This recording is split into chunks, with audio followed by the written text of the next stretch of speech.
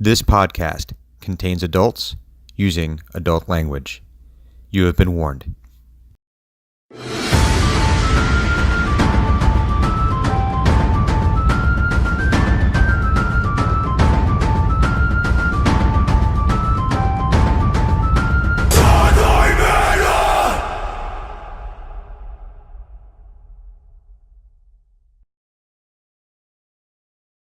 Just gonna say to see how long clues will dance on camera. Let's be honest, you'll dance all I'll day. just if keep we let going. her. I'll You just say, keep we'll going. You'll dance all day if we let you. Yeah. And Pretty there's much. nothing wrong with that. So I could get some lasers. We could make it a laser show. welcome, connoisseurs of the internet, to yet another all-new, freshly harvested episode of Team X, where we use only the most fresh and most moist castorum to flavor our adventures. I am St. Brian, your dungeon master for this evening. To my right, Good time of day, fellows. I am Bob the Ninja Goldfish, and I will be playing Corbin Oakenthane, Wheel Dwarven Monk Bard, the Documancer of Team Xenagogue. And to my that way would be That me? Clues. That you. I am Clues Plain, Dren my Gem Weaver, Tinker Norm Extraordinaire. Okay, under me is Phrasing. Phrasing. You can't Hi. phrase in yourself. I am the Viking Goat. I am playing the Nook Gentle Trunk, also the cartographer, and all around sort of dummy, but nice guy. And finally, we have. I am Blind Cleric. As you can see, I have a fantastic image where my face usually is, which I actually can't see the image, so I don't know if he's using the image that he's supposed to. It He's could using be the image. He is. It's Okay, not a it duck could be or anything. I promise. it could be several dildos. We don't know. It's Um, not, absolutely not Oscar the Grouch, I promise. Okay.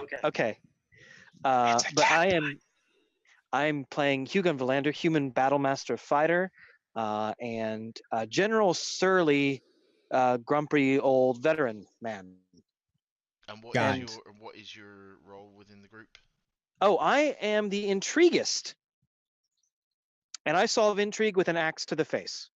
Well, I guess I didn't add that in. I'm the hordes person. I like shiny shit. So, when we last left our heroes, we were basically dealing with the fallout from the Meanlock attack on Pinedale. We got it was more of a quiet episode of some deep philosophical ponderings between Corbin and Thunuk. The remainder, or some other druids from the Emerald Enclave, had arrived, and they had actually found one of the members of the Watch who had gone missing. Drenmai made a shield out of the leftovers from one of the Meanlocks. It's so freaking cool. It is pretty badass.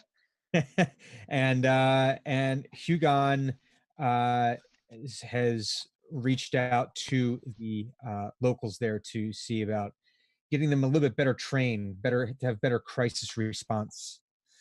But it had been communicated to the group that there had been a council of sorts called of the different parties that were currently present in Pinedale to help discuss the new the new goings on within the Chandawood, the unprecedented Meanlock attack, the Knoll pack that apparently was wandering and attacking throughout the Chandawood, but was using more hit and run tactics than the and were not behaving the same way that Knoll packs typically do. So there had been the Team X had been asked to be included. They had been requested to be included into this forum of sorts that was also going to contain members of the elected Pinedale Council, the members of the Emerald Enclave, the members of the Academy, Ren Subtilia, and of course the centaurs, who are acting more or less as mediators, were originally called in as mediators for this group, and just might have some notes that they might be able to share with the group. And they had agreed to call this meeting at noon at the municipal building in Pinedale. There, the municipal building, which was which had originally been the Balthazar Manor, but had been turned over to the city upon the death of Lord Balthazar. So that is where we find our heroes today. So, team, what's the plan? Well, we're starting off like in the morning. Well, you see, you had already product tested you'd stress tested your new shield. Thunuk had a brief conversation with Linan Swift, who had sought out his animal / bird hospital for some moments of solace. Yeah, were there any things that you guys wanted to address prior to the meeting starting? There was one thing that sprung to mind. I would like to go and visit our survivor. Which one? The one that was Oh, the watch rescued- survivor. The watch survivor. Okay. All right. So he was taken to one of the local, there's a few different medicine people there. So he was taken to, or actually no, he probably would have been taken to the temple for healing. They'd be the most learned.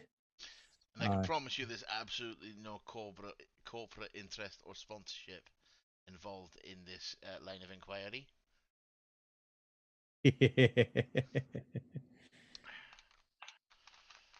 Sponsorships are available. You too can reach tens of people by sponsoring Team X. Yeah, I think given that we're going into a meeting that is all about what's going on in the Chandlewood, it might be nice to have some information from someone who's been there. Mm-hmm. So I'll take me swim after chopping wood outside the back of Dren's shop to get myself all unsweaty, and then I'll head over to the temple, speak to our boy. I probably since I have my old living quarters in there, I probably have all the bathing stuff and juice in there if you need to freshen up. Aye, but Corbin doesn't actually know that. He's technically never been in your shop. No, but wasn't I still there? You were out because I was messing with my shield. Yeah, but I'm not going to get in the way of you tinkering with things. I know how that goes. That's true. Usually explosion. Sometimes dwarves without beards and no hair because of fire. That's got to be a band name within D&D. Dwarves without beards. I wonder if I could tinker with a beard. I'm gonna have to investigate that. They do a song called the Unsafety Dance. Nice. I like it.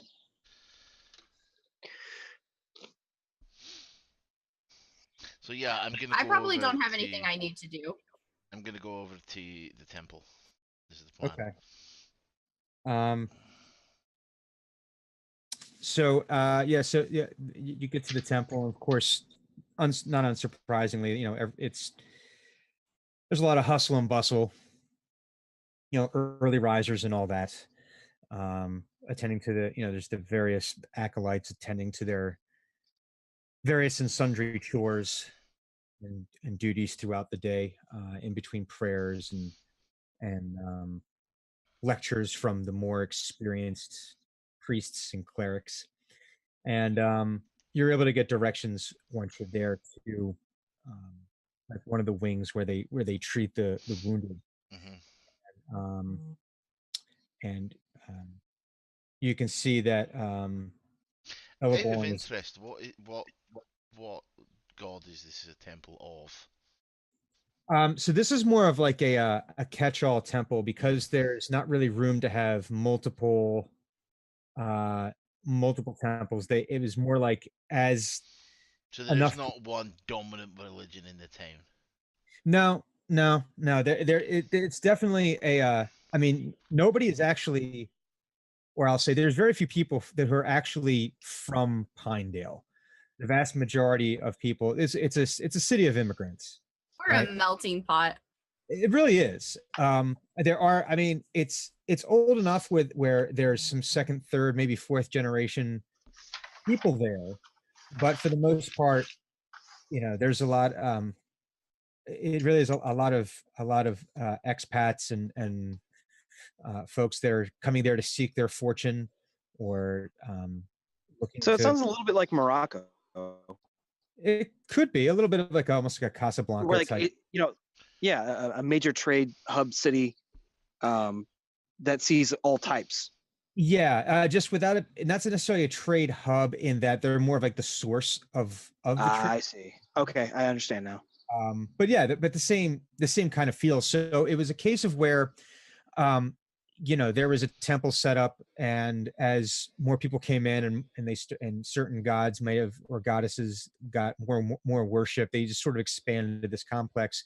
So rather than have it be like the temple of Timora or the temple of, whoever, they just basically have like this. Perhaps a church of vomit. Not yet. That's actually a new religion starting in Waterdeep. I The don't church. understand that. I don't know that reference. It's Be in my big glad. game, and it's Okay. Brian's fault. It's not. Hey, you were running it, so it's your fault. um, for the folks listening at home, this is referring to the Penny Arcade Adventures, Shadow Council adventures that several of us are running, and talk about that later. Anywho, so there's not one predominant religion there. So but you're able to find like the one wing where Elborn is recuperating. I'll sit down next to his bed, and is he awake? He is, and he looks like he's reading through some reports. He looks like he's trying to get back up to speed, having not been in Pinedale for a few weeks now. He's trying to get himself back up to speed on whatever information that he can gather on. The goings on. Yes. In my pocket, I've got that badge that I found. Oh, from the watch. Hmm. Yes. And as I sit next to him, I'm gonna have it in me hand, but just sort of before I show it to him, look over. So how you feeling this morning, man? And he says, and he looks. Well, he was healed the previous evening, or I guess earlier in the wee hours of the morning. Healing spells don't make up for not eating. So That's why I asked how you're feeling, not if you're healed. Yeah. No, I'm just trying. No. I'm giving you a description for how he might look. Okay. He's looking a little gaunt, a little gray around the edge. Worse for wear, should we say? Yeah. I mean, yeah. So not hale and healthy Mm. as someone who's been taking care of themselves. And he says, I'm famished, and I'm just trying to piece together the happenings from the last. It's a lot. I'm just trying to process a lot right now. But I vaguely, if I didn't thank you last night, I vaguely remember you and the Firbolg. I did not catch your names, and I apologize for that. But Name's Bruce Willis.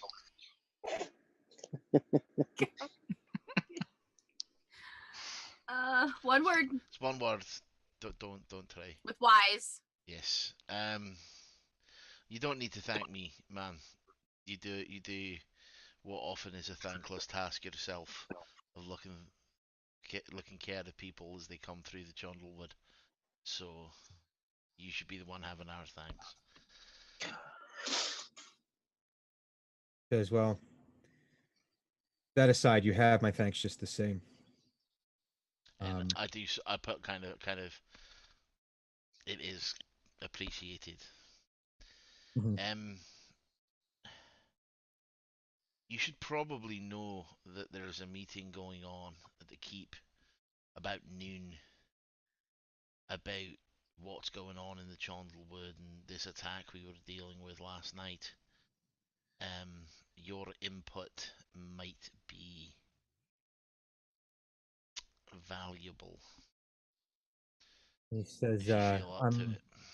I'm gonna do my level best to make it there. I don't know how long I'll be able to stay there, and if the priests and priestesses have their way with me, that I wouldn't be allowed to leave here for the next month. But Let me deal with the priests and the priestesses.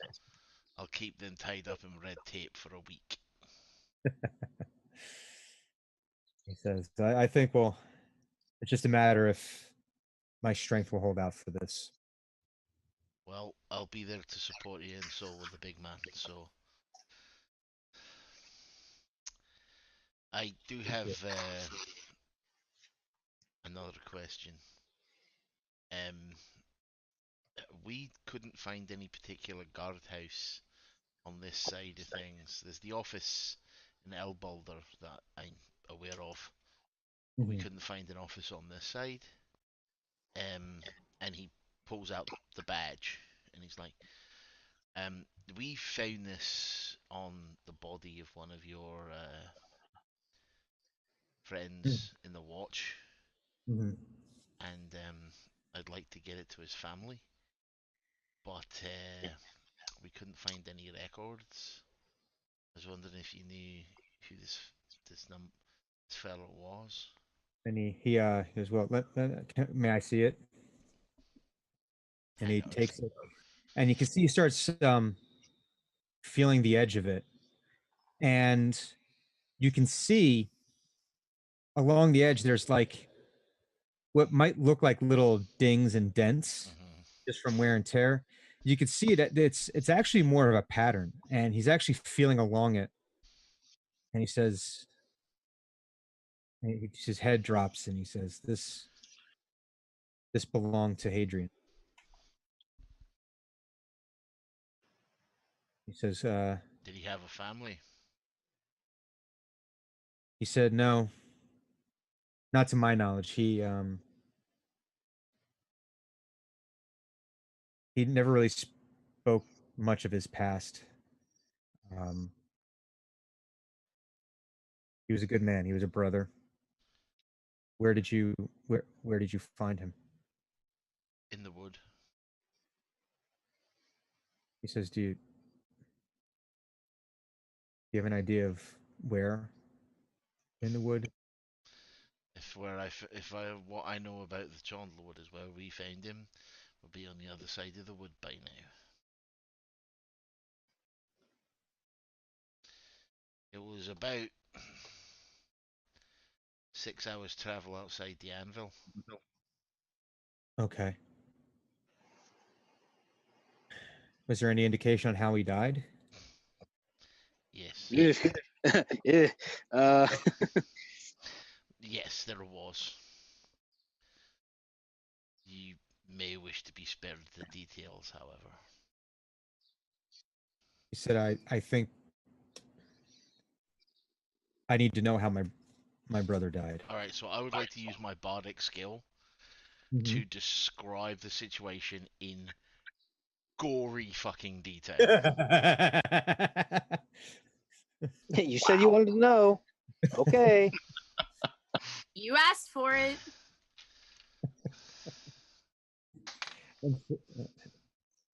Roll. That is an 18 on my performance check. So And this like is I'm sparing no details. I'm talking about how Dren like cut him down without thinking, like the fact that his head splatted on the floor. Like I'm sparing no details. and he doesn't seem fazed by that. You get the impression he's seen some gore in his day. But so you're describing that, and I'm assuming you're also describing like, if I remember, there was knoll corpses around him that he had taken Not a few that with you him. had mentioned. Now, Mm-mm. All we saw No, was him. like no weapons. There were no weapons, but there was no corpses. Big And honking arrow. And Yeah, a big big arrow honking. that had pinned him to the tree like a javelin. right. And he says, I know the rest of my brothers are out there somewhere. I wish I could remember where. But the last, So you were there and you got away? honestly, and you can see he's like in deep concentration. And it's like he's trying to bring up this memory.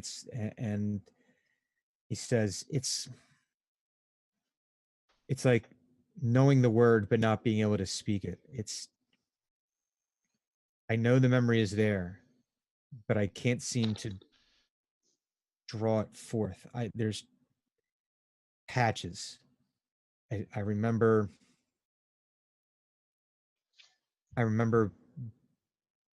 being on patrol. I remember gnolls. I remember a cage. When you were on patrol, were you leaving Pinewood or were you leaving Elbalder? Pinedale, sorry. He says, if I remember, I was outbound, or if I had left Pinedale to do a sweep of the wood prior to going to Elboulder. I wish I could remember more. Because the it's team from Elbalder had disappeared as well. says we've been trying to find. It's been happening for weeks. He says, I know that there's other out there that are currently. I know that there was a group that left on arranging, attempting to find the missing watch members, but I wish I could just remember more. I just remember being at the cabin, and then the druids, and then here, and there's just so much missing, and I wish I could fill the holes that seem to have permeated my memory.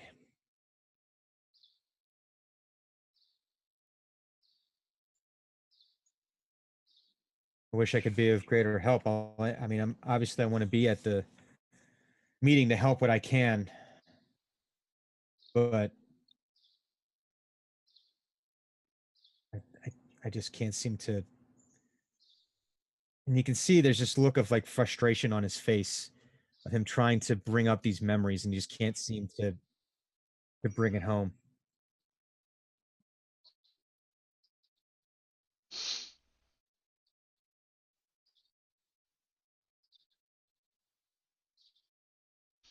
It's not your fault, friend. It's not your fault at all. Now get some rest. I'll go talk to the presiding to get you out of here for the meeting. Can you have him send in some food? I'm famished. I'll make sure.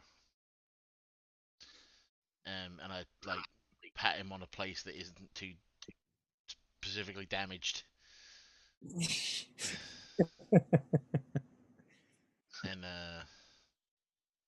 turn and head out and go Okay. and talk to the priests about getting him some food and getting him released for the council meeting. Mm-hmm.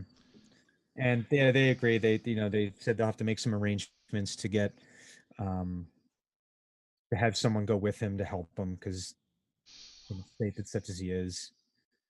And you can see, one sends off one of the acolytes to go to the kitchens to go fetch him some whatever they've got cooking this morning. I make a note to send him a donut from the food truck.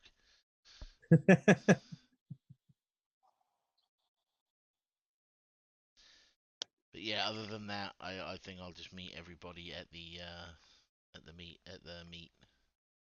I'll actually wait on the temple steps for the priest and the guardsmen, and I'll go across with them. Okay. Sonic, was there anything that you wanted to accomplish before the meeting started? Yes, I'm still on the roof with Linan, correct? Mm-hmm. Yes. She hasn't left. Okay. As I am packing things up and putting things away and getting ready to leave the roof and go downstairs,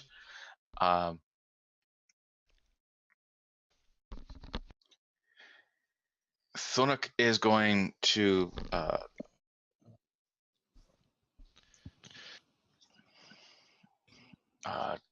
look to Linan and say,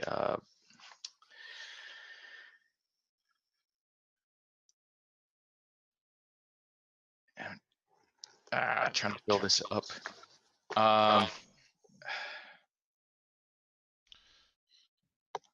Basically, just if when something's weighing on your mind, even if you do want quiet and just to think about it, sometimes it helps just to throw it all out there and see how it lands. And she's so she probably found something to do while she was up there to do with her hands. So she was probably trying to find some way to help you out. Like maybe she's probably weaving a nest out of twigs. Mm-hmm. For one of the birds. I'm gonna look at the nest and specifically say it's like when a baby bird has to get out of the nest and she just doesn't know what. You push it out. Maybe it lands, maybe it doesn't, maybe it flies. Mm-hmm. But you tried. The Darwinistic approach to raising children. Much like Thunuk in this conversation, you tried. That's what matters.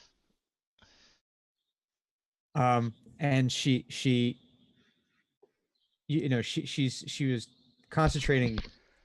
She's pretty focused on this on building this nest, on weaving the twigs together and whatnot. And she gets almost this pained expression on her face and says, I think it's just too fresh right now. I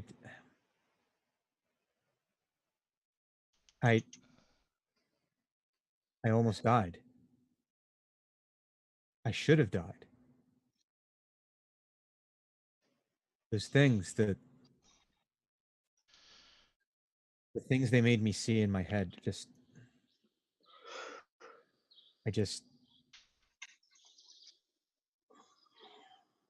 I'm not ready.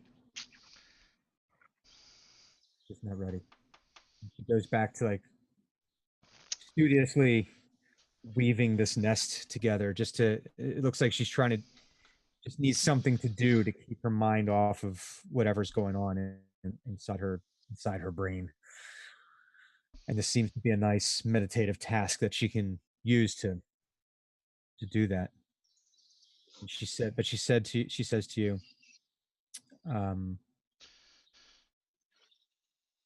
would you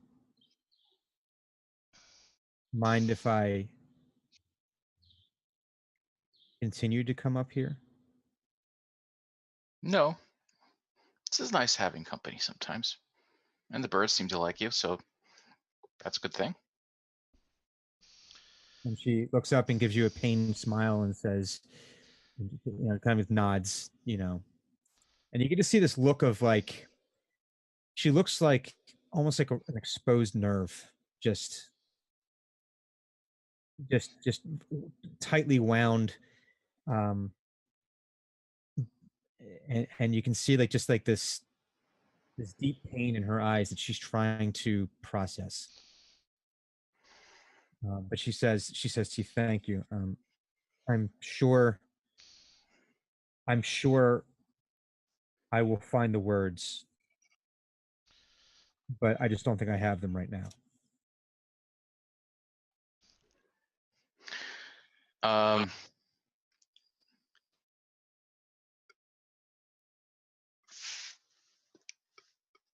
One second. Thunuk is his usual reaction for something like this is usually just to give people big old hugs, because that's how he was raised. When someone is not feeling well, you give them a hug, and he's still something of a giant child. So, I mean, literally and figuratively.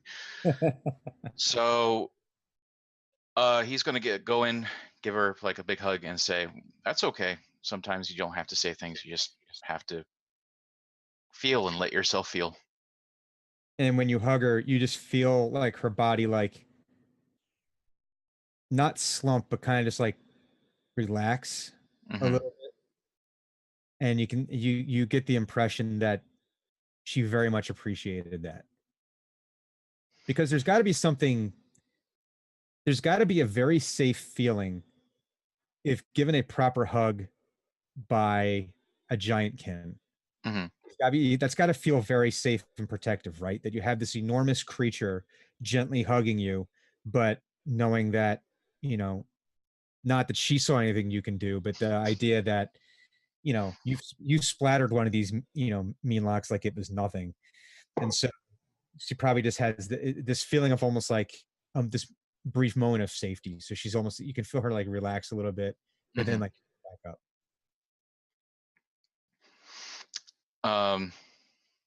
And she heals 1d4 psychic damage.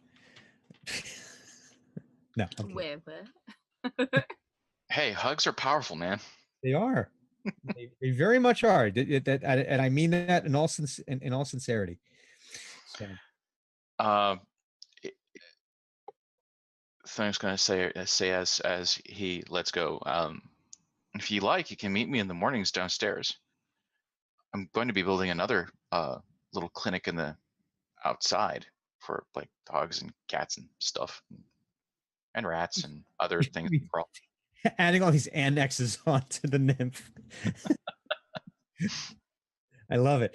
And she smiles again and nods, and she says, I think I'd like that. Great. Let's go downstairs. Okay. For those who are at home and are listening, Bob has written in big block letters, "Don't trust her," with an exclamation mark. Only one exclamation mark, though. And you only get 6 for your entire life, so he's done the 5. Slightly emphasized. Oh, crud. It's now up to 5 exclamation marks and underscores. That means you only have 1 exclamation point left for the rest of your life. That's what one of my English professors would tell you. Well. So Hugon, is there anything you were at the Well, shit, just Bob used all of them. Someone else's. He owes exclamation points now. He owes. That was more than 6. So Hugon, is there anything you'd like to accomplish? The last we had seen you were in the training yard, where the town watch, not the watch, but the town watch would rally in the morning, and perhaps we can make that easier by referring to the town people as the guard. The guard. There we go. That's a good idea. Yeah. The guard. Where the littlest Swift had where Tadell Swift had met you to start her training. Yes, I remember this. And she's got hold of a halberd that's like what? I said good because it only happened a week ago. She has a halberd at the moment, doesn't she? She does, and it's one that's entirely too big for her. Mm-hmm. And she's doing her best to try to hold this thing up, planted in the ground. And you had gone over and like tried to just like tapped it with the end of it with yours, and it had like almost fallen over, and she was able to wrestle it back up. But the thing is definitely entirely too big for her. Yep. All right. Well, Hugon Valander, a man of almost 45 years and almost 3 decades worth of campaigning and military experience under his belt, finds this to be, though he doesn't show it. He's more just kind of in frowning color sergeant mode at the moment. Mm-hmm. Grabs the halberd and just above her and just says, "Let go." And she like reluctantly lets go of the haft, but still stands there, arms at her side, hands balled and fists, and still with a look of utter steely determination. Mm-hmm. What kind of object am I holding here? Is it like a trash halberd, or is it even a halberd? Did she grab a halberd? Yeah, it was off of the rack. So this Did she actually grab the right thing? She did. She grabbed what she saw, something similar to what she saw you carry. But okay, so this isn't like utter trash. So this isn't like dollar store, Mm-hmm. but it's also not like William. It's not like a Williams Sonoma, Right. Gotcha. halberd. So it's more like a Target halberd. Where it's serviceable. It's you probably got a pretty decent product for a pretty decent price. So, step above Walmart, but not quite, it's not custom. Okay. Maybe from one of their special collections.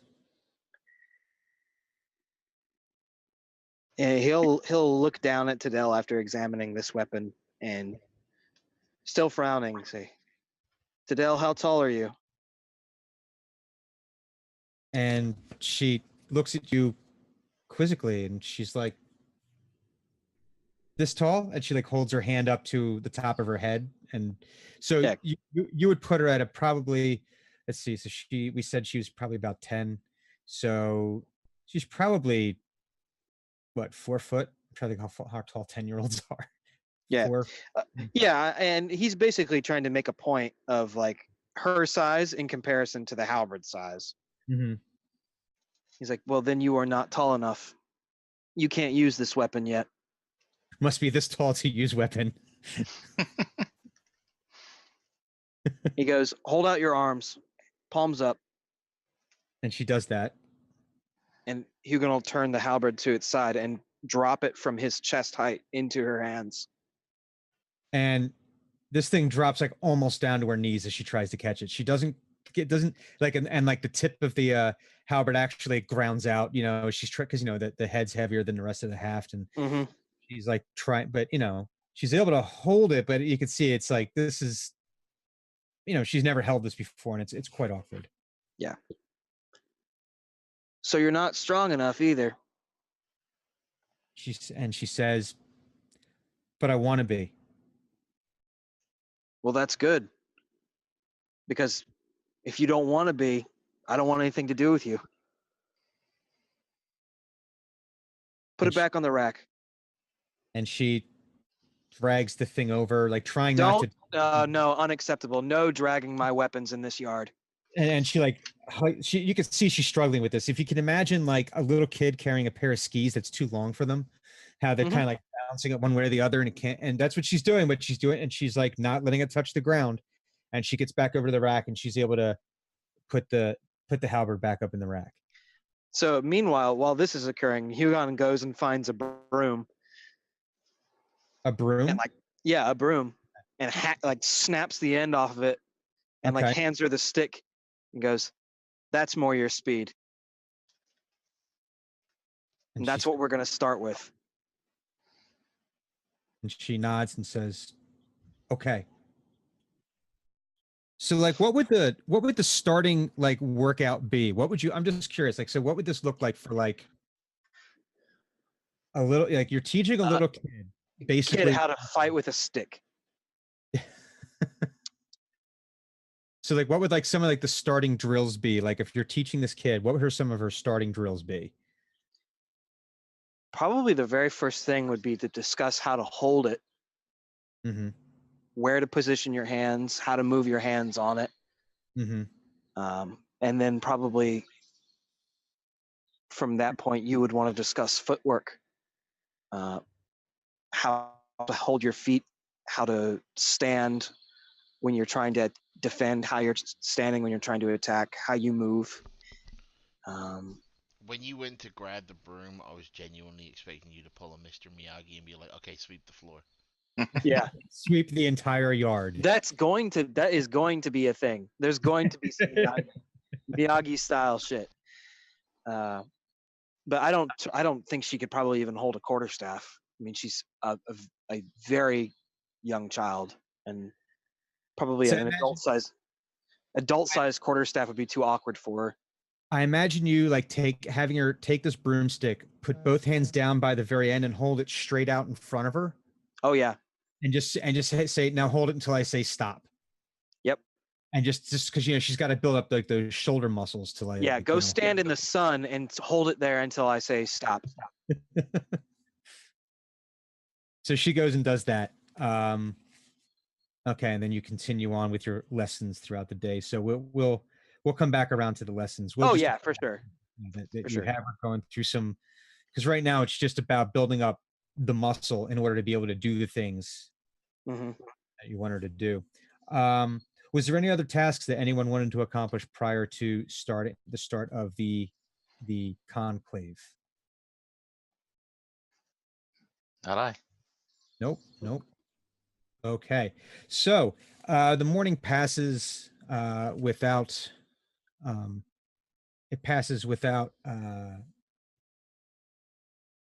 much happening in the town. It's more like just everyone's trying to go back to normal. You could tell that there's a certain buzz about it, that everyone knows that it's not, business as usual, because what happened the previous night was unprecedented. People had never seen anything like this before. It was traumatic. So it's people like almost going through the motions of trying almost too hard to go back to normal. Mm-hmm. But it's probably the only thing that they know how to do at this point. These aren't people who have seen traumatic things happen and can have that emotional bandwidth and know what to do with that. So, but the midday bell tolls from the temple, signaling. Sorry. And now you get that song stuck in my head now. Sorry. I went from the beginning of from AC/DC. Now I'm in the Metallica mode. Heck yeah. But signaling this that it's time for the conclave to start. So I'm assuming did you guys all kind of gather together and come over together? Or are you just working your way over? I mean, I'm already at the building, right? Yeah, so you would probably just head over to the meeting hall. And I was waiting for the priest and the guardsman. Okay, so they come out and they have him not quite a quarterstaff, but like a walking stick. So he's leaning on. He's walking weakly, but he's definitely getting one foot in front of the other. And Thunuk and Drenmai, you guys both just head over? Yeah. I was likely working into obscene hours of the morning on my new shield, so Rossi would have probably gone off at like 11:59. So you'll just see me come bolting in from some direction. Okay, I'm here. So the meeting. And before Hugon walks into the meeting, he's like, "All right, I'm going inside to talk to the other adults. You're gonna run around this courtyard until I come back." I love it. I love it. So the main meeting hall for the council is on the very first floor of the old manor building, and it's actually a very very simply appointed place. It's not ornate. It doesn't look like it was built very ornate. It looked like it was built very much for function. You know, you've seen some manor houses built by noble lords before that, you know, they want architectural significance. This and Corbin, you can definitely see this. Your dwarven genomes are tingling, in that this is very, very well built. This is actually looks like it was built by dwarves. So the bricks are very, very tightly fitted together. You don't even think there's mortar in this. They were just so perfectly fitted together. But it was built very much for function. It was built as a safe haven. It was built as a place that could protect people from what's outside, to stay warm in the winter, to stay cool in the summer. And that in and of itself makes it a work of beauty, in that its form fits the function so well. But it doesn't appear to have any of the trappings of nobility. It's very, very simple. You walk into the main hall, and there's a large table, simple carved wooden table, with the seats for you can see this is where meetings generally happen. It looks like there's some various offices off of the main room there. You're not sure what those rooms might have been before, but they were converted into offices that looks like they might be used by the council members. And then there's a gallery that overlooks that on the second floor, and you can see more hustle and bustle up there, and it looks more like that's where more of the municipal offices are. So there's people that are, you know, there's not a very large town government, but the folks that do have jobs that need to be done on a daily basis, that seems to be where all that's happening, and whatnot. So, and the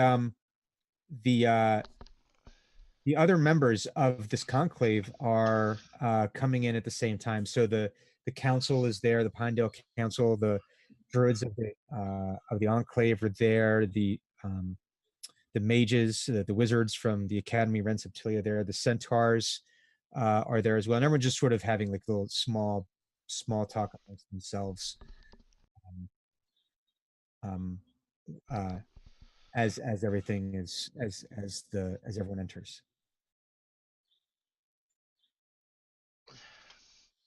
I look at. I'm assuming we've all met in the lobby or something beforehand. Well, there's really not so much a lobby. You It's probably like, saw. yeah, Go ahead. yeah. It's not so much a lobby as much as you walk through like these double doors. It's like there's like the walls outside of the keep. There's like the main yard, and then there's like these large double doors that enter directly into the hall where they do the work. There's not like so much. There's not like even like a real vestibule. So as you walk through the double doors, I'll look to the others, and then the thing I've always wanted to say, I'll be sucking the guts, guys. We're Acquisitions Incorporated.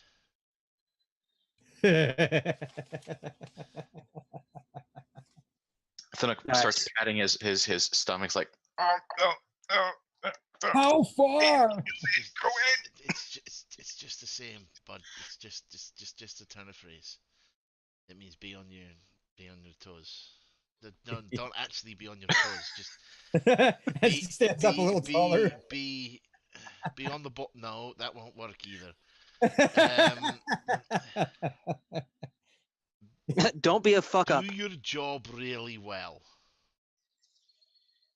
at this point, Thunuk gets out a piece of paper and a pen, or quill rather, and starts drawing out the floor plan of the place.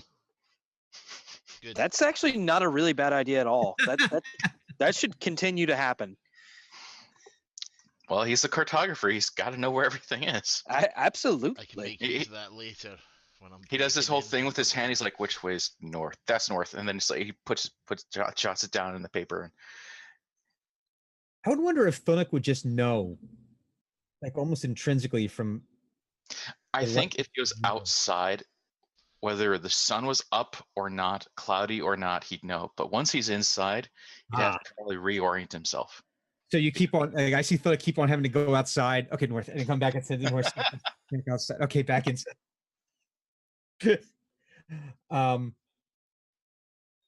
Right. So, yeah, and it's right. So okay, you guys are in the main hall again. All stone construction, very very nicely done.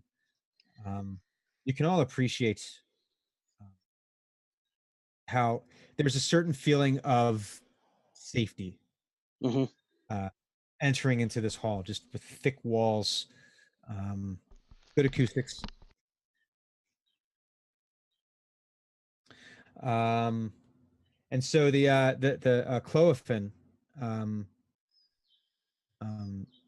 clops over to you. Her you know her hooves make echoing off of the walls as she walks over, and she says, "Well, Acquisitions Incorporated, thank you very much for joining us. We could certainly use your help with this." Probably just standing there blankly because I'm still waking up, just like blank. I'll I'll pass Ren the coffee I bought from the Uh-huh. from the food truck because I knew exactly what was gonna happen. Oh, good. Just Ren on caffeine. No, this is okay. It's too late now. just give it like 15 minutes and we'll have some fun. I'm envisioning that scene from Who Framed Roger Rabbit when he does the shot of alcohol and just Oh, the don't worry.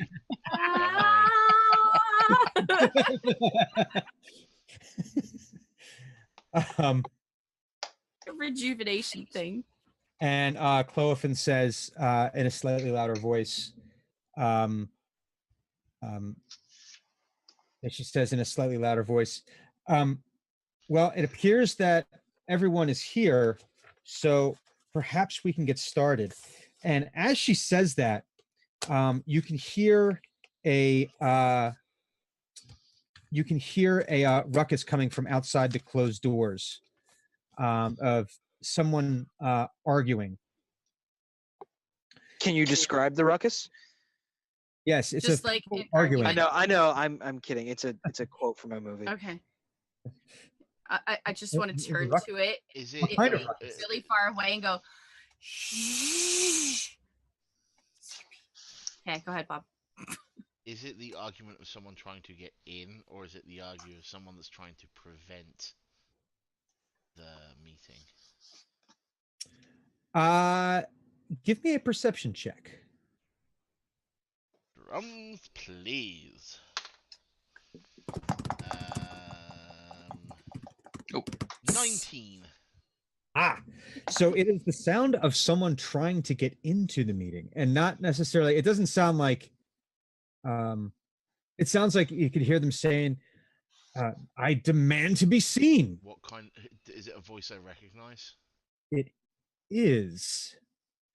Dun dun dun. You recognize Can that? Is I'm it sorry, next to a door or something? Yeah, it's right outside the main doors where you guys came in. I'm going over to it. I'm opening. No. What? No.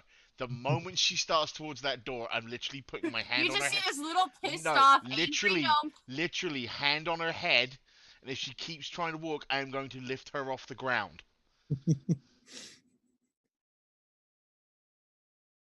No, Drenmai. That reaction. What? You stay here. I'll deal with the angry people. The You last go thing, sit down somewhere. and I'll lean Drink in and your whisper. I'll lean in and whisper in her ear. The last thing we need for you to do is to spill your coffee.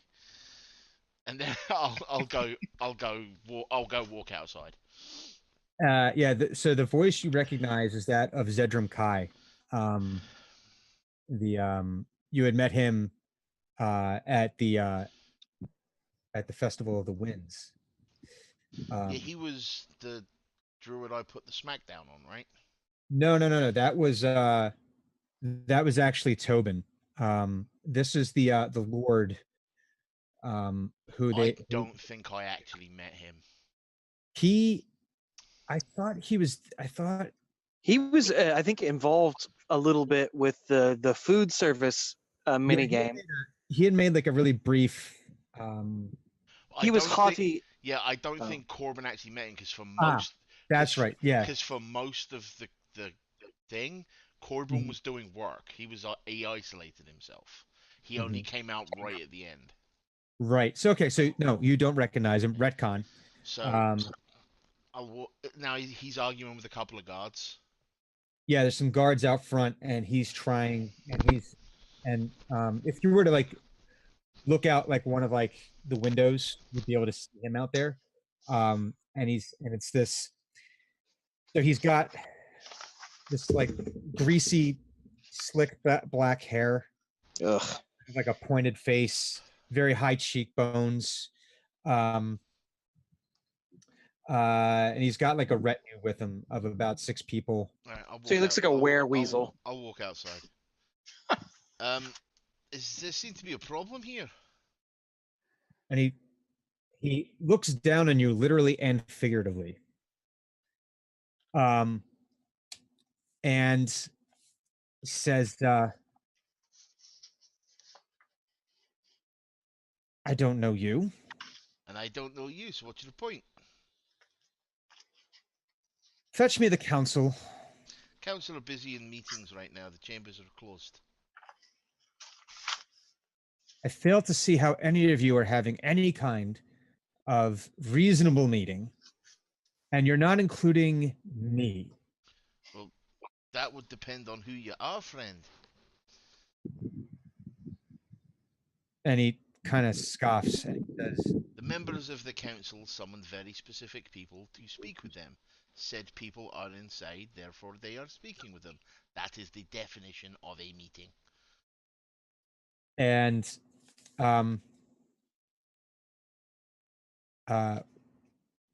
one of the humans. Can we hear what's going on inside? Well, if you're near the door and you're choosing to listen. Dred's probably scooted over to the door. Wandered back on over. I'm gonna set her on fire one day. And one of the members of his retinue, this kind of brutish looking human with this enormous half moon axe hanging from his belt. When you speak to him, he actually kind of growls and starts to take a step forward, and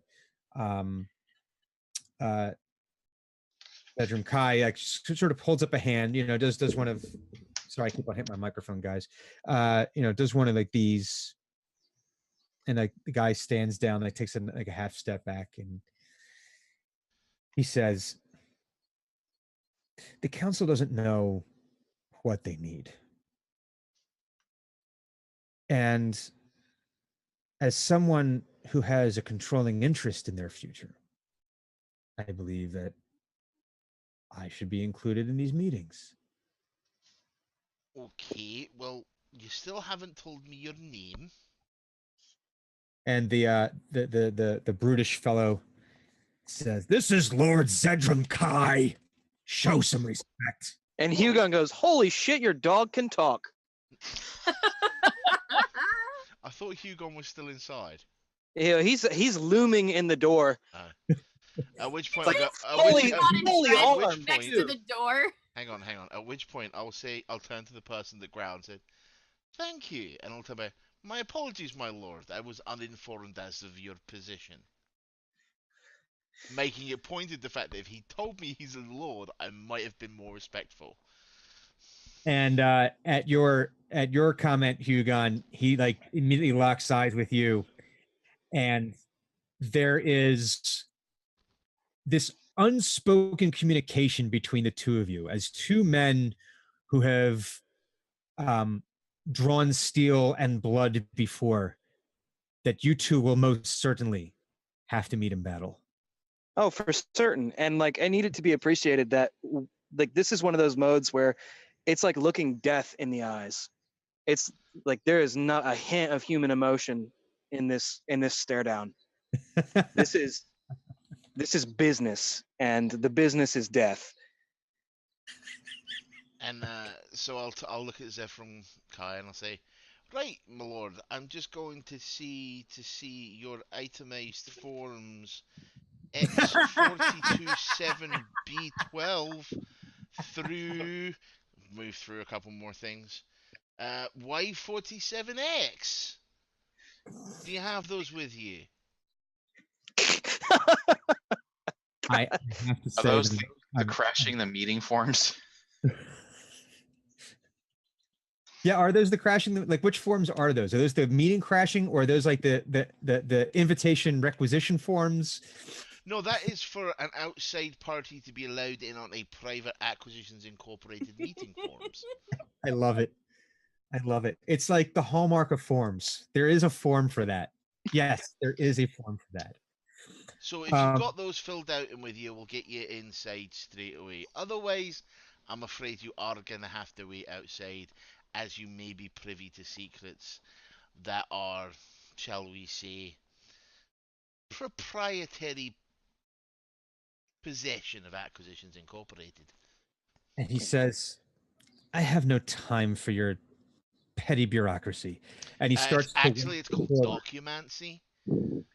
And he starts to almost like try to brush past you and just start to walk into the hallway. And at this point, Dren flies open the door. At which point I step right in his way. Several things happen at once. My lord. I'm trying to be civil about this. See this really pissed off Noah behind the door. I don't want you to be getting into trouble with the Masked Lords of Waterdeep. I don't want you to be getting problems with the Academy Ren Subtilia or with the Emerald Enclave, all of whom are in this meeting right now. Maybe it may be, how shall I say, it would be a show of your lord's trust in the council to allow them to conduct business and to speak to them later. It would show that you are in a position of control and get your underlings to do the work for you. And he just says, Dwarf, you are a ridiculous creature and you're annoying me. Can I throw my coffee at him? If it's Dungeons and Dragons, you can do what you want. But I do want to hear what he says first, because I want to see finish. how big of an ass kicking he's going to get. Then, sir, I challenge you to mock Gra. I throw my coffee at him. Like a duel instead of the glove. It's the. So you'll have to forgive me. I'm not familiar with that term. That's Brian saying that, not the. That would be the dwarf challenging the lord to a contest of skill. That is chosen by the challenger. This was chosen by the so you would choose. I would choose an unarmed martial arts fight. And so you say that, and as you say that, for you have brought dishonor and insult upon my people and my clan. And as you're saying that, Dryfin, and you're not sure how he was able to do this so quietly, but he's behind you, and he lays a hand on your shoulder, and he says, and he says, Lord Kai, you are not welcome here. Leave. For I do not think you or any of your lackeys would fare well in this. Save yourself the embarrassment. Walk away. You're not welcome. And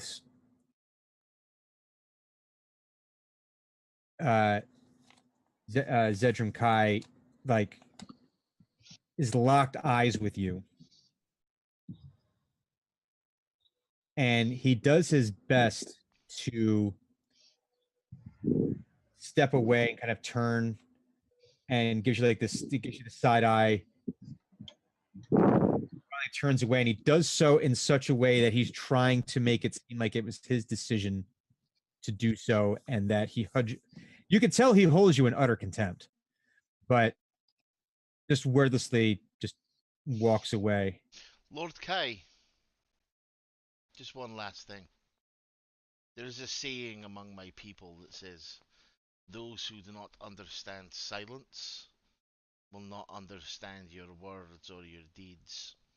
Silence is something you should study for long periods, generally in my presence. And after Bruce Willis finishes that, you're gonna see Dren pop out from behind him. You owe me a coffee. And she goes back inside. Just wanted to prevent him getting in trouble in Waterdeep, and he had to call into disgusting on me race and things. What the fuck? And Dryden says he definitely wasn't worth the effort, and he's been a thorn in our sides for some time now. So Yeah, he seems like a piece of shit. We could remove that thorn pretty easily. no, Uh, we are not in no. the business of king making, Drain. Unless someone hires us to do it. For free. This one's for fun. Thunika's actually blanched a little bit, and he's like holding his hands over his mouth, and because he understands what that word was that you used. No, he doesn't. You sure? Mhm. Okay. That was a complete bluff. Mok'Gara does not exist. Oh, it doesn't exist? Ah, dang it. Well, he's still like, because you challenged him to anything, he's like, oh my gosh, he was so rude that he challenged him. Oh my gosh. That guy was rude. So, So was he. No. He's acting to the Lord dude being rude. Okay. Yeah. He was so rude that you felt the need to challenge him. I am enjoying the bird sounds, by the way. We're Is getting actually a nice ambient, it is. It's not. It actually kind of fits with. This is what you would hear in Pinedale. I wasn't aware that it was that loud. I can barely hear it. Yeah, we can hear little. Oh, it's great. Oh, I like Oh, it. yeah. Perfect. It's a perfect backdrop to like this thing that almost happened. It's still peaceful in Pinedale for now. It's a nice juxtaposition. I Okay. will, Mad now that I don't have the rest of my coffee. So the last thing I wanted to ask, Dryafin, Mhm. was, is that a prominent member of the town? He says, "No, he's a upstart lord from. But he's here in the town. Yes, he's Right. he has interest on the Chandlerwood in general, and has tried to Kind of lay claim to interest. them. He's tried to lay claim to them as part of his lands. He's tried to annex them. To what end, I don't know, but he's He's the one that you wanted us to keep an eye on, isn't he? he nods, and he says, "You can potentially understand why." Yeah. Dickhead. Hugon leans out the door before one last time before going in. Is Tidell still running in circles in the courtyard? Oh yeah, absolutely. And Corbin, when you say that, Dryfin's stoicism breaks for a moment, where he gets a little. He like a little snort, because it's not becoming for a centaur to react to such crude humor. But listen, he does not disagree. So anywho, and he says, well, perhaps we can start this conclave in peace now. Aye. And so he waves to his sister, and she motions, and people all start taking seats around the table. And Cloephan says, first, we'd like to thank our hosts for the town of Pinedale and the council for allowing us to use these chambers. And we had come here for other purposes. But the ends of us being here must need change, given the current issues or the current events that have occurred that requires us to have a very different conversation now. And he says, so before we continue, though, I believe that the Enclave, the Emerald Enclave, and that the Academy Ren Subtilia, I understand you guys have reached an accord that you no longer that we no longer require our mediation. And she says, and Ilyana says, yes, we were able to reach an agreement to allow the Academy to build their new facility under specific circumstances. But given the current climate, it would make sense to have as many allies as we can. And so we have given our leave to them to pursue the building of the new academy. And Cloephan says, okay, with that settled, we can move on to the more important measures of talking about what we've uncovered in the last couple of days and what we should do about it. And she says, we do have some outside consultants with us, the Team Xenagog from Acquisitions Incorporated. Do you have anything that you would like to bring to the table at this time?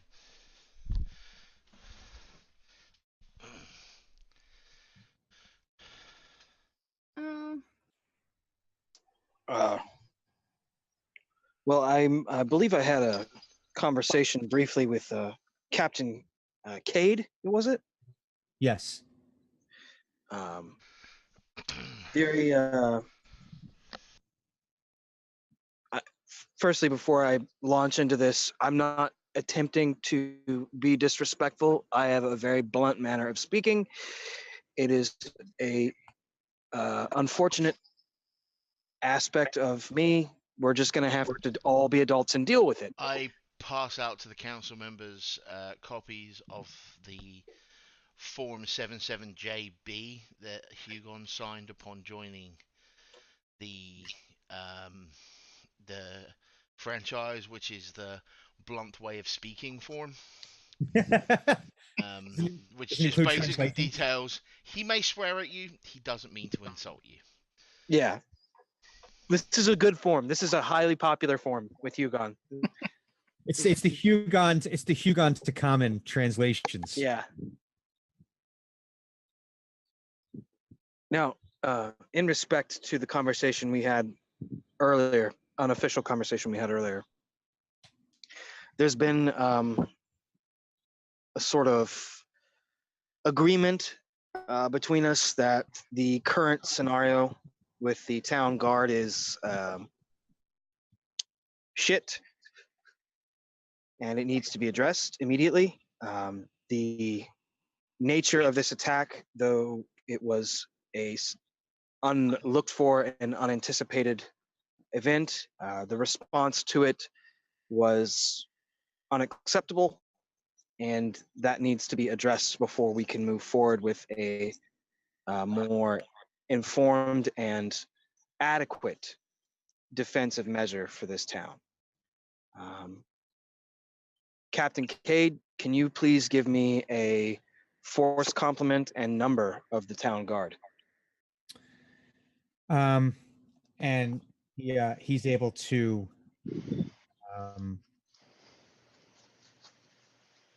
and it's just because the dungeon master doesn't have the exact numbers in front No, of that's fine. But he's not gonna resist me on that. He's gonna give it to me. No. He was able to, yeah, he's able to give you some details as to the number of watch members they have, you know, how many shifts they're running. Mm-hmm. Yeah. I think, and correct me if I'm wrong, most of these are volunteers. Is that right? He says, I mean, no, this is a paid position. Right, but it is not a what would the word be here? Nobody's conscripted. Right, it's not conscripted, but it's a non-professional force. You're hiring from all walks. Yes, correct. Okay, so you're going to have the occasional baker or potter in your watch. Says it's entirely possible. Yes, when folks come in to Pinedale, and if this is a job they want, we train them, but they don't necessarily have any professional guard experience. They don't necessarily have any professional soldiering experience. Noted. My plan then is, with the approval of head office, and there may be some other details we'll need to work out, I would like to institute a new training program to shore up the unfortunate weaknesses that are present in the Pinedale Town Guard. Documenter Bruce Willis, what manner of form or permissions would we require to make that happen? Are you familiar with this? To be honest with you, lad, this isn't really something that has come up before. It's a little unprecedented. I may have to do some research and converse with my fellow documenters, and maybe even with Omen himself. I recall a pretty strict non-compete and exclusivity agreement in the contracts we signed. Is that correct? Yes. Yep. So we will need to ensure that any sort of interaction here will not turn into a competing or a detriment to my or any of our abilities to perform for Acquisitions Incorporated. That needs to be a primary concern, I think. Aye. Very well. But In lieu, oh, go with ahead. my documency experience, which, while limited, documency is somewhat a series of logic. As long as the people you train aren't heading out to do mercenary work, it probably shouldn't be too much of a big deal. But again, I'll have to confirm that with head office. Good enough. We won't actually start then until we receive confirmation or denial. And he looks at you, and he looks out to the courtyard, and he looks back and says nothing. Yeah. Because he understands. There, some things just don't need to be written down. The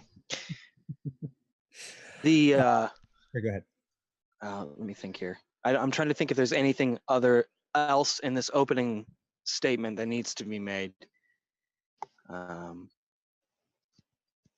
The goal here, of course, is not necessarily to create a standing army for Pinedale, but to standardize training procedure and to build a foundation of solid defense for the town itself. I'm not interested in creating an army. I'm not interested in creating expeditionary forces. My concern is with the garrison of the town. Right, and that is his closing statement of the opening statement.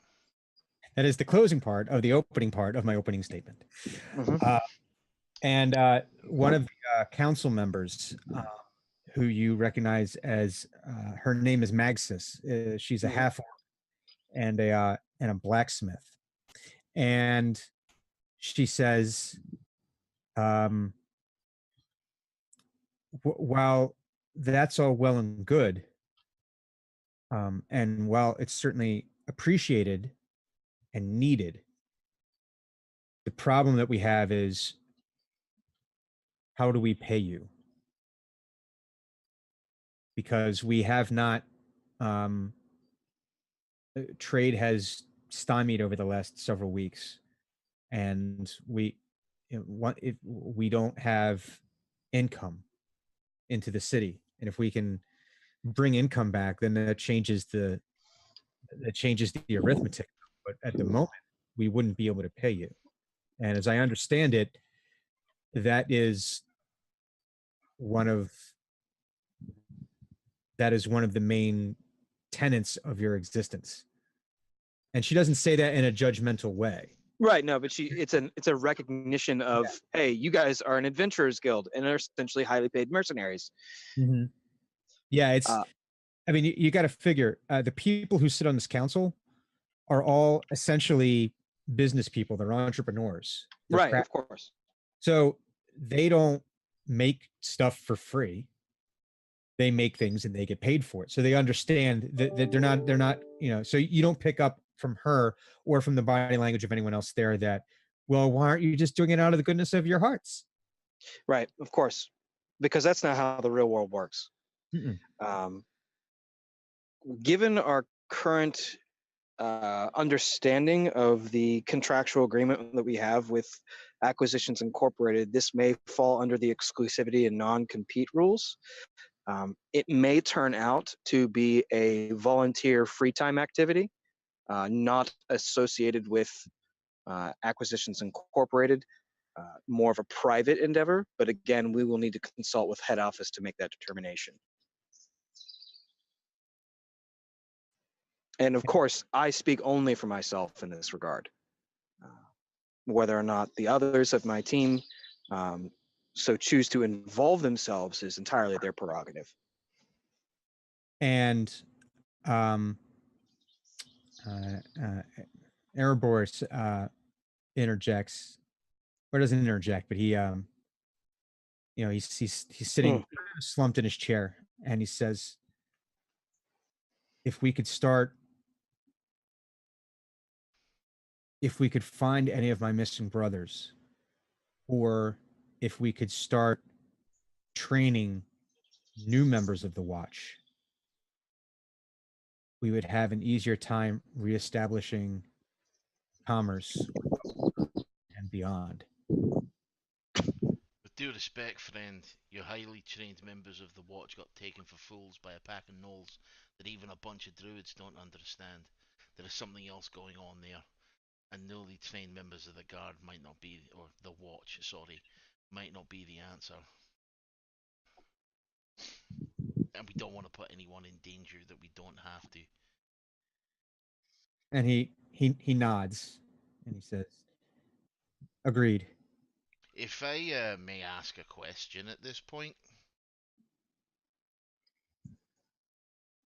And he waits for anyone to say no. And nobody does. Okay. Mate, no. So how long has Pinedale been around?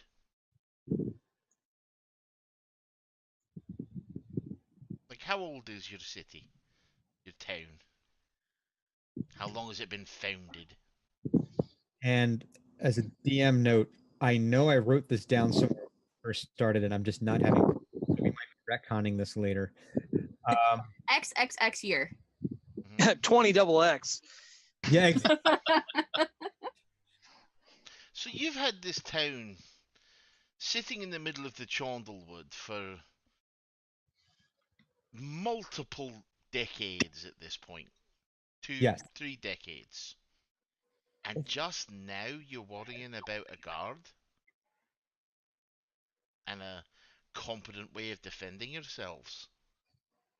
And one of the one of the other council members, Sheward Fletcher, the botanist, and he says, "To be honest, If there you was say the words, "We haven't needed it up until now," I'm gonna leap over this table and slap you, stupid kid. and he like immediately shrinks down. Says, Amazing. "I'm Because that's exactly what you were going to say, isn't it? not going to say that." I mean, you have set up a town in the single most dangerous forest in Faerun, and you didn't put together a competent guard? Also, isn't there a fucking dragon flying around?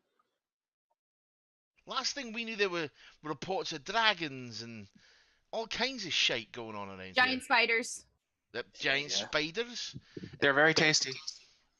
And you don't even have a who's been, like, no offense, but as someone who is responsible for filling out forms when my team members get injured so that they can't sue the company for damages, how have you guys gone this long without having to think about a decent frickin' guard system? And the botanist says, "Well, up until now," and he flinches when he says it, and he says, "The watch was able to keep the dangerous elements of the Chandawood at bay." Alright, I'll give him a nod saying that that isn't what I said, so you're okay. Be like, And we haven't had that much crime that we've needed to have an internal policing system beyond what we currently have. but your guards don't even patrol large areas during celebrations. And I'm not necessarily talking about to prevent crime. There are fireworks and shit going off. What if someone gets hurt? What if there's a fire? Well, then the bucket brigade would put the fire out. By the And when you time say it's been fireworks, when by you the when you time say it's been- fireworks, they all look at Drenmai. She's over in the corner shooting lasers up into the air because she's bored out of her skull. In fact, I'm gonna turn to Drenmai and be like, in fact, you've lived in this city. Uh-huh. You seem to have a brain in your head. Sometimes. How have you not told these people to defend themselves? And I'll tell you the same thing I told that guy. I will come at you like a fucking spider monkey. Whatever one of those is. Athletic Ness has a mental image of a spider across the monkey, and he's horrified and delighted. That is a giant nope. Let's see. You fling poo with 8 arms at once. Yes. I'm gonna cast spider climb on myself and I'm gonna crawl up to the ceiling. Look down and be like, okay. I haven't really needed them until like ever. At this point, I see like all of her hair kind of doing this thing. Because I'm hanging down from the ceiling. Corbin is contemplating throwing a hand axe at you. And thus starts the PvP portion. And he'll No, and hush, he'll just look up at Drenmai and goes, "You're not too big for a spanking, young lady." And he'll turn back to the council and he'll be like, Only if you catch me. "I know where you sleep." And I'll just turn back to the council and be like, "That aside now done." You should use me as an example. Be like, you've had this person. I was in literally your about town." to be like, Yes. that has lived in your town for multiple years. This morning, I saw her testing devices by jumping into rivers, trying to chop down trees, and just generally skidding around on, like, large items. You as And like the jokey side of thing goes away, and he looks and goes, as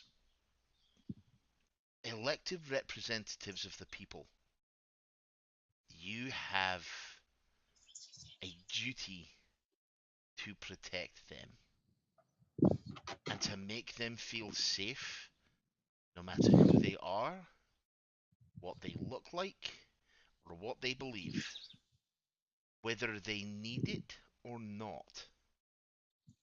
You don't suddenly summon an army. You have the impetus is put on you as a council to be prepared. You have failed your people. And You have failed this city. Fat dwarf. Oh no, it's a Green Arrow dwarf. Oh God, sorry, I forgot about the green arrow. And at that point, Azerbaijan. Oh my God, that's right. His name is Azerbaijan. Yeah, his name And- is Azerbaijan. And he says, well, we could dwell in the past and rehash every mistake that we and other people have made prior to us. But in all honesty, what we should do is recognize that mistakes were made and decide what do we need to do differently moving forward to prevent this from happening again. I'm thinking a little bit more about your futures, because, well, As he says, well, that's what I'm talking about. We need to. yes, but you are elected representatives, so it may take a time for you to go to the people and fucking apologize. He says, well, that's on us. But again, the reason why we're here today is to decide what should we do moving forward to deal with the new threats that have arisen that we haven't had to face before. Because Just we Damage have- control. Yeah. Just quickly, for those watching, if you're seeing me wincing, it's because I'm having a bad cramp in my leg, and I apologize.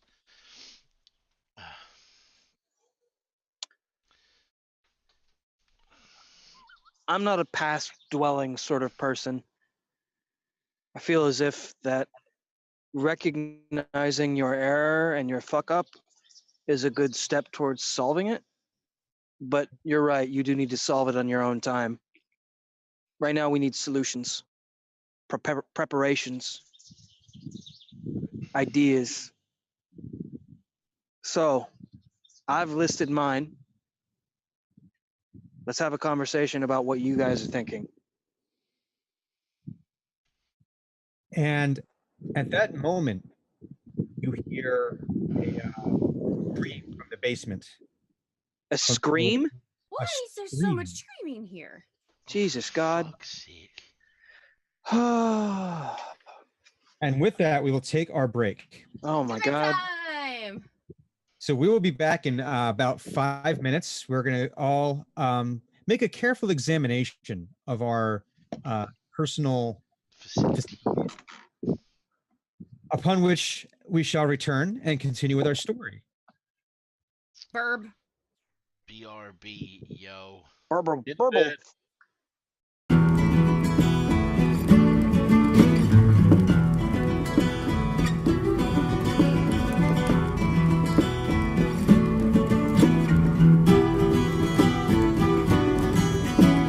Deep within the core of the forest can be heard and hear a spirit song sealed from long before. Now awaken to devour the essence of